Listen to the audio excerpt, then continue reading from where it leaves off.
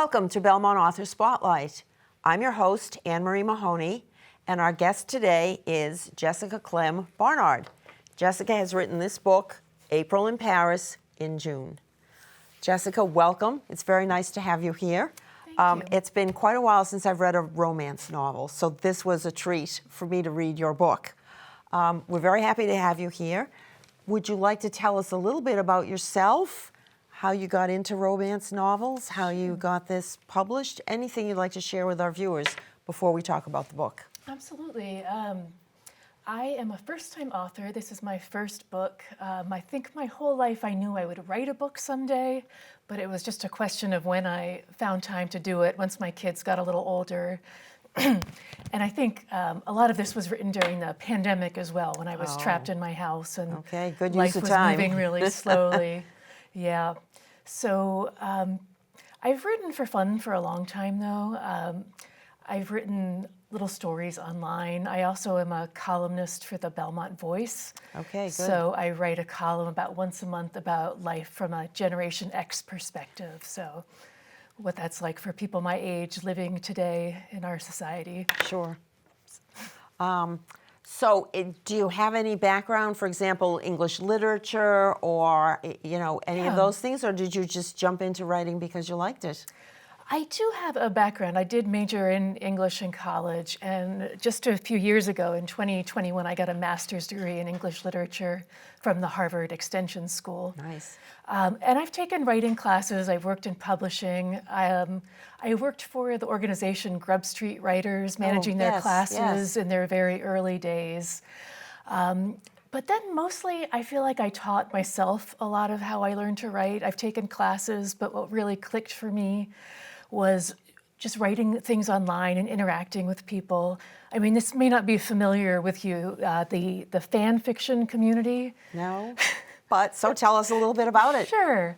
It's a hugely popular community, mostly women and teenage girls, and they use characters from existing content, like a TV show or a movie or a book, and they write their own stories involving those characters. And there's a few popular sites online where people post them. So I think I really to me, it felt like playing with dolls, and it was so much fun. Yeah, it sounds like a lot of fun. And you get really immediate feedback from people who give you very exaggerated comments like, "Oh my God, can't breathe, throwing up, this is amazing." So that's, I think, how I really fell in love with writing, and especially more with writing in a romance love story genre. Sure.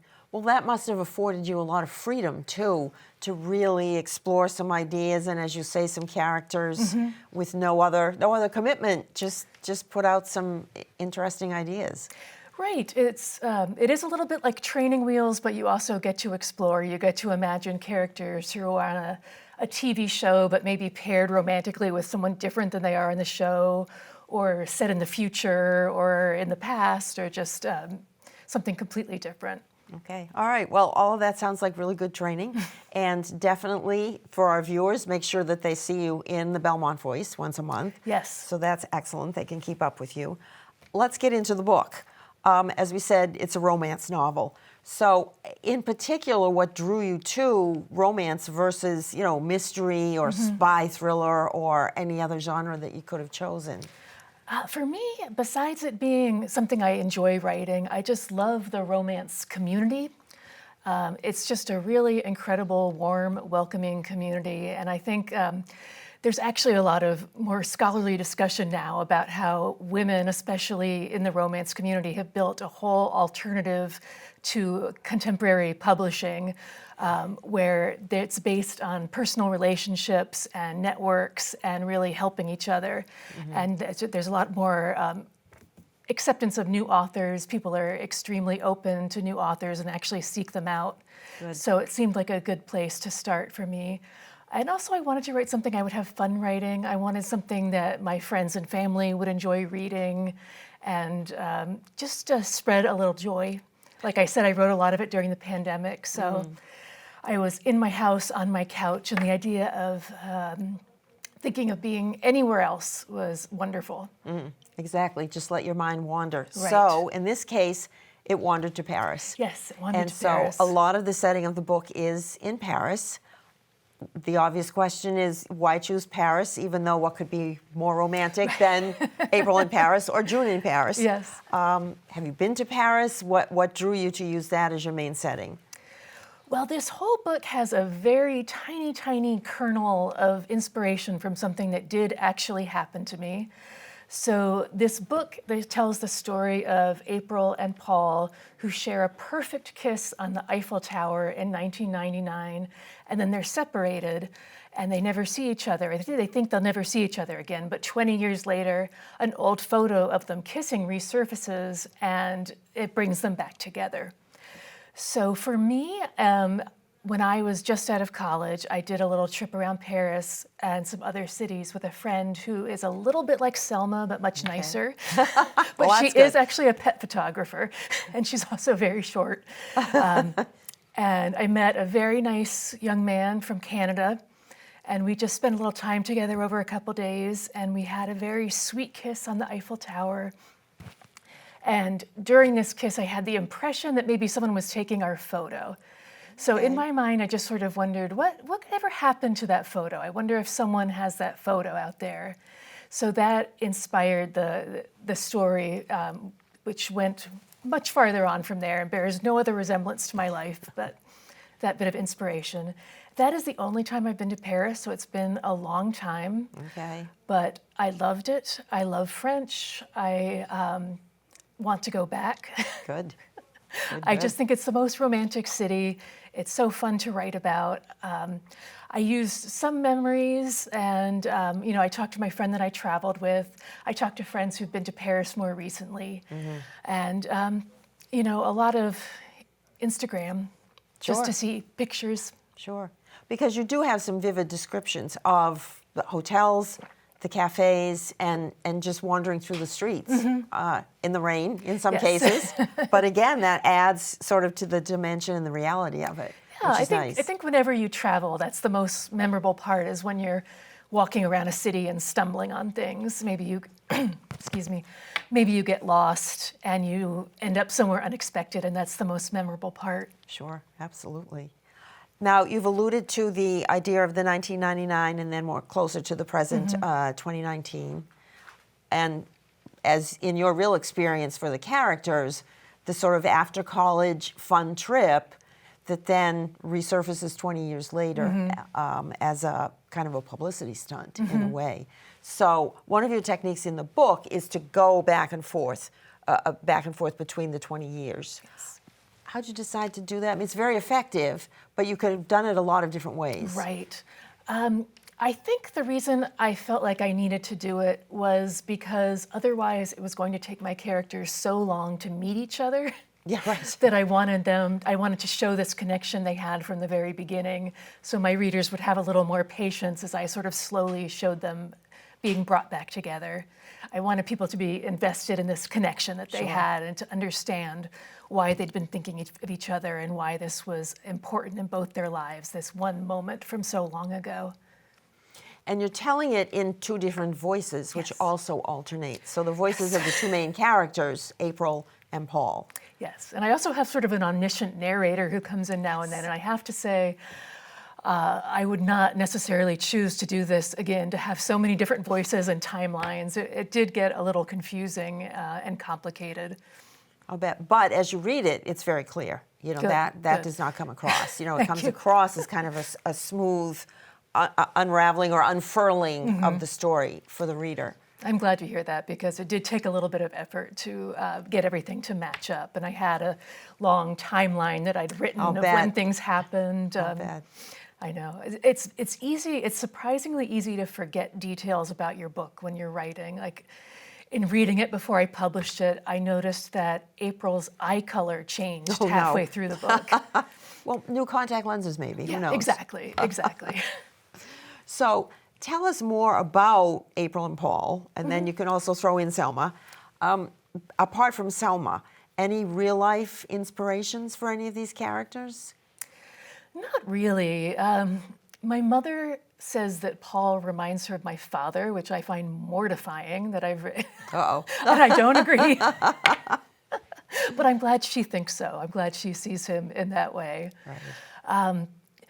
April, I just wanted somebody who had their emotions close to the surface, who was imaginative and dreamy and a little impulsive. I feel like that's a fun character to write, and that's someone who can really move the action along. And I liked the idea of her often being interpreted as being too much by the people around her, too emotional, too happy, or too imaginative, too needy, because I wanted a counterpoint of someone who was more of a grounding character who could really absorb all that and appreciate it. And that was Paul. And that's Paul, Exactly. yes. Paul, who of course has his own issues. Paul has lived a quiet life since this memorable time with April 20 years ago. He hasn't married. His mother died soon after he came back from Paris, and he had to raise his younger twin siblings, who are now sort of out of the coop and successful on their own after a rocky teenagehood and young adulthood. So he's finding himself in his early 40s and kind of irrelevant to the people around him and wondering where he fits in. Exactly. Now what? Right. Right.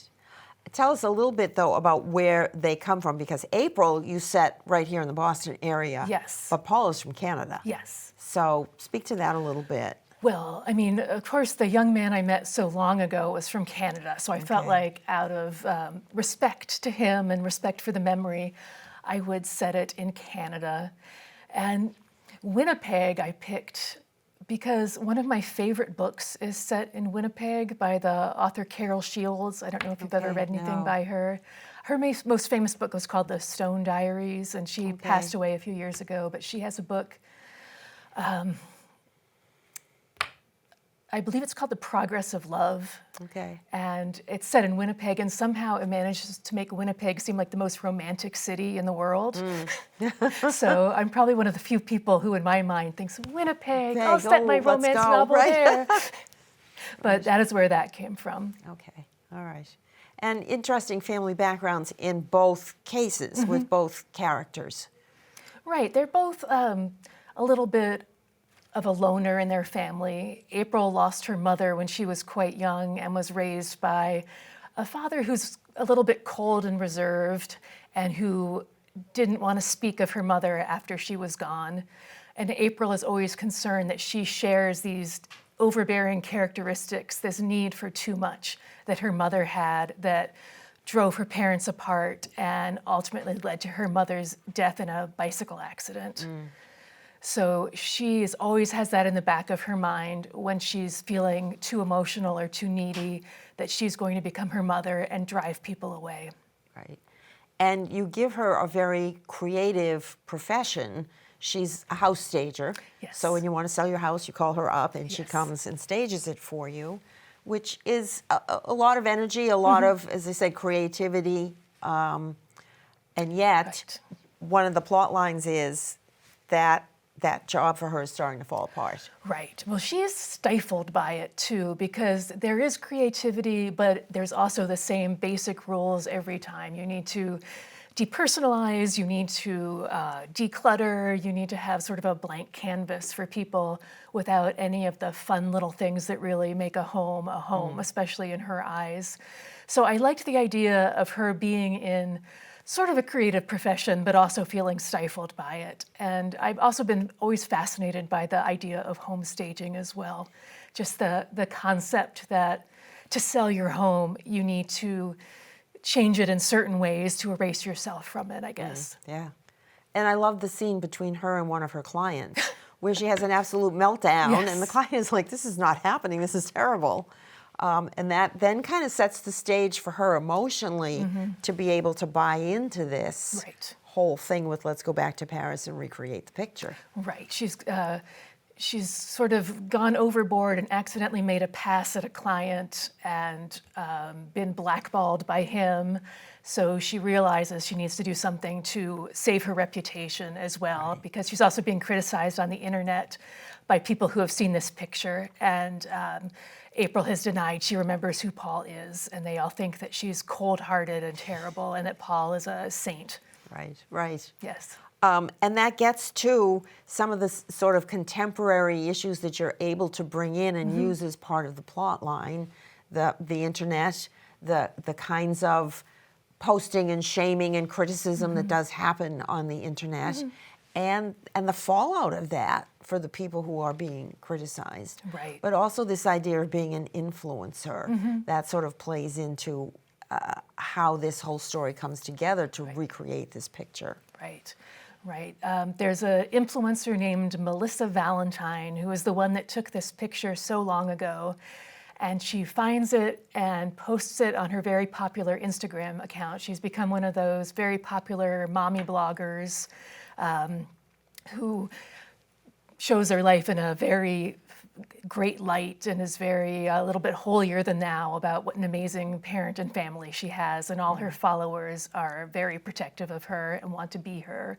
So when they have April and Paul found by Melissa Valentine, April does not really jive with these these ladies. Not at all. Right. No, April no. tends to speak her mind. Yes, but that's why we love her. Yes, exactly. Now, in contrast, Paul is very by the book. He's running the family business. There's not a lot of deviation there. He feels a lot of responsibility. So speak to how, in your mind, you got him to go along with what was really a pretty crazy idea here. Well, Paul has been obsessed with April for 20 years. He has never forgotten this moment when he met this magical, messy girl, and his life just seemed right for a short period of time, and he's never found that again. So I feel like at any point in his life, if this had happened, he would have probably come running. But this is a particularly good one for him because, as I was saying before, he's no longer needed by the younger siblings who have needed him for so long. He's finding himself a little bit irrelevant. He doesn't really know how to get back out there. When I pictured Paul, I tried to picture a profession for him besides dry cleaning, and I never could think, nothing else worked for me. Right. It just seemed like the profession of a responsible man. Yes. Yes, so I got to learn a lot about dry cleaning solvents and procedures Really? and things. I love it. Yeah, no, and those scenes are equally real. You know, it's a profession that we need, and he's right there for us. So Right, that's and it's good a little thing. bit of an old-fashioned profession as Exactly, well. yes, Most of yes. his clients are older people who've been coming to the family business for so many A long years. time, yes. Talk a little bit, so the goal then is to get them back together again, to use that moment in Paris as an internet thing. Right. Tell us a little bit about Gabriel, who was a very quirky character, but I really got to like as he unfolded. Yeah, Gabriel's a lot of fun. Gabriel works in marketing for a dating website, which is especially geared at older adults.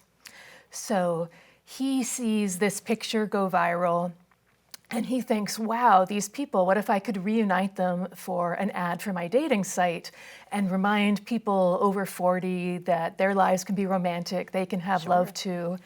So he invites April and Paul, and April is a little more than he bargained for. It takes the two of them a little bit to start getting each other. They butt heads a little bit. They're both emotional people who want things their own way, Right. let's say. Right. And Paul, as I said, was always going to go along for the ride. He said yes the second Gabriel asked him to do it. So you have a protracted scene over several days in Paris, and we don't want to give away the ending. No spoiler alerts Right. here. It's a happy ending, It though. is ultimately a happy ending. But what's interesting is as you read along, and when you get to the Paris situation, which doesn't quite work out as everyone had planned, you're almost saying to yourself, okay, well, this could be the end, oh, darn, it didn't work. But you keep it going, and you keep it going in a good way to get to the happy ending, but still, I think in a genuine way, not kind of a tricky or a schmaltzy way. Well, both the characters had a lot of room to learn and grow. So I think it wouldn't have been a true happy ending to have them get together at that time. And they both needed to go home and learn a little bit of a lesson about who they were and that they could probably be okay on their own, but life would be even better if they had each other. So that was a little bit of a step back to have them. And I wanted April to experience being left in Paris this time, hopefully not giving too much away, but Exactly, right. In contrast to the 20 years earlier. exactly, right. Right. So I wanted a chance to show them a little bit more of their daily lives and revisit some of the characters that make up their daily life, like Paul's next door neighbor, Sid, who's kind of his nemesis, Yes. but then later becomes his friend when they bond over this trip. Yep.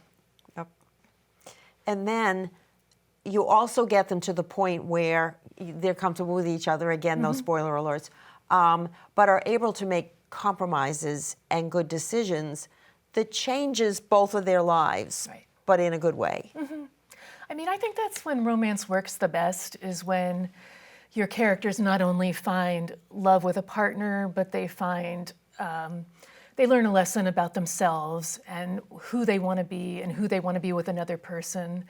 And they also, I think stories of friendship are so important in romance as well. You know, it's not just the love story, but it's the story of multiple friends who help you along the journey and support you. You know, April and Selma have a very strong relationship, and Selma comes back with her on this trip and is the one who's giving her a little common sense and a little push when she's getting a little bit crazy. Right.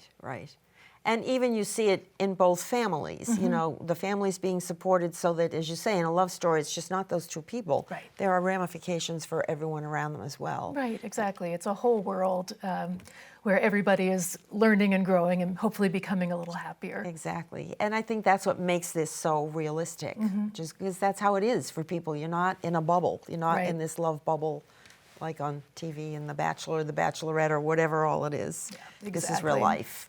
So that comes through, which is great. Yeah, I think that's what I really enjoy writing, and I'm glad that came through. I really grew to love these characters. I wanted them to grow. I wanted to be the best versions of themselves they could. So, All right, very good. What does the future hold for you? well, I am writing a sequel about Gabriel, actually. Oh, all right, excellent. Because as I said, he is a quirky character that I really is. came to enjoy. The end of this book, Gabriel is in a little bit of a pickle. He's done some questionable things with his finances. The company he was working for is not in good shape, so he's in kind of a gray area. So the next book is about how Gabriel has to dig himself out of a hole by, of course, very logically appearing on a dating show like The Bachelor. It makes perfect sense once you read it. Right. Excellent. Yeah, so I've been having some fun reading that. I'm hoping to finish it this year, but you know, on top of work and everything, it does get a little difficult. To really put the time in. Right. Yeah, no, I know how that goes. But Yes. I've really been inspired lately. I think a lot of my inspiration, believe it or not, has come from the political situation lately. Okay. I had been working on this book for years, and I wasn't sure what to do with it. I'd sent it to a few publishers. I was getting feedback that I didn't agree with, so I wasn't sure. I didn't want to make some of the changes being suggested to me. And then I woke up the day after the election, and it just felt to me like the world had changed. Like there was something different about the rules, and I didn't want to wait around anymore and play by the rules and be a good girl and not get my turn. I wanted to get this book out there, and literally that morning I woke up and said, "I'm going to publish this damn book." That was my reaction. I love it. I love it. So to me, it was getting something joyful out there. Sure. You know, in the musical Rent, there's a line in one of the songs that says the opposite of war isn't peace, it's creation. Right. So I just wanted to add something positive and joyful and creative that I could share with people. And I think romance deserves to be taken seriously, especially as a genre for women, because it shows women as important, it shows their pleasure as important, and it shows them being respected in society and by men. And that was important to me, to put that vision out in the world. So not only to make myself feel like I was adding something positive to the world and that I was being proactive and not waiting my turn anymore, and just giving a little joy to my friends to read. And I think that that's really been the reaction I've loved, to have friends and acquaintances just tell me how they laughed and smiled while reading it. All right. So then this has been a fast journey relative in terms of the publication of it. Oh, it's been ridiculous. So the writing long, but the publication really quick. Good for you. I just had a bee in my bonnet, I guess. It was early November, and I set the date of January 31st that I was going to have the book come out. I didn't know anything about publishing a book, but I learned a lot very quickly. I'll bet. Fortunately, I had friends willing to help me with proofreading and getting it ready, and I was able to hire some freelancers to help format the text and read a lot of Reddit threads and blogs and websites about everything needed to self-publish. Wow. All right, so you've done it. And I love the cover. I was going to ask you you about that too. How do you get the artwork and match it up with your book? Because it really is very appropriate and very attractive. Well, the cover was a place I decided to really splurge in the making of the book. And I found an artist I really liked on a website of book freelancers. Okay. And I communicated to her some ideas I had, sort of what my characters looked like, the Eiffel Tower, the colors. And she came back with a design, and we went back and forth a little bit, tweaking little things, and ended up here. And I've been happy with it. One small detail, I don't know if you noticed this, is April's wearing her silly galoshes with the bumblebees. The galoshes, yes, they're gorgeous. Yes. I wanted to have a little touch on the book cover of there was a little humor and quirkiness inside. So hopefully that little oddity makes people think, what's going on here? Exactly like. And the what I assume is the sun or the moon in the background reminds me of the yellow umbrellas. That was another little touch that I really enjoyed. Yes, I talk about an umbrella display that I'd seen pictures of in Paris, where it's a canopy of different colored umbrellas, and it was just beautiful and romantic, and I had to include it in the book in some way. Good choice, good choice. All right, so you're back to your writing. Yes. Timeline for the next book to come out, what do you think? I'm hoping it will be done by the end of the year. That's my goal. I'm hoping this summer I can really devote some time to it. Sure. And then with my speedy publishing. Right. You will be back here again before you know it. I hope so. But hopefully it'll be a little easier this time too. Now you know the ropes. Exactly. So and there's not two timelines. It's all just moving the same forward. Timeline. Exactly. All right. Well, this has been wonderful. We love the book. Let me hold it up again. Make sure you get a hold of April in Paris in June, which is the key to the whole thing. Right. We will welcome you back when you finish that second book. I'm very much looking forward to it. Thank you for being with us here today. This has been a great conversation. Thank you so much. I am Anne Marie Mahoney. This has been Belmont Author Spotlight with Jessica Barnard. Thank you very much for joining us.